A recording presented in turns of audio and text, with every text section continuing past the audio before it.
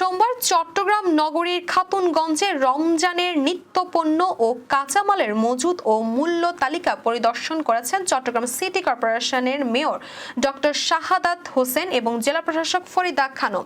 এ সময় দোকানে দরপত্র না থাকায় এবং মূল্য তালিকা প্রদর্শন না করার কারণে 3টি দোকানে 17,000 টাকা জরিমানা আরোপ করা হয়।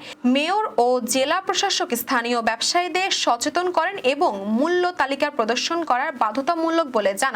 পরিদর্শনে আরও উপস্থিত ছিলেন অতিরিক্ত জেলা প্রশাসক মোহাম্মদ কামরুজ্জামান, অতিরিক্ত জেলা ম্যাজিস্ট্রেট সৈয়দ মাহবুবুল হক, সহকারী কমিশনার মোহাম্মদ ইসরাফিল জাহান, সাকিব শাহরিয়ার সহ আরও অনেকেই। পরিদর্শনের মাধ্যমে বাজার মূল্য নিয়ন্ত্রণ রাখা এবং ভোক্তাদের স্বার্থ রক্ষা করার জন্য স্থানীয় প্রশাসন কঠোর অবস্থান গ্রহণ করেছেন বলে জানান সংশ্লিষ্টরা।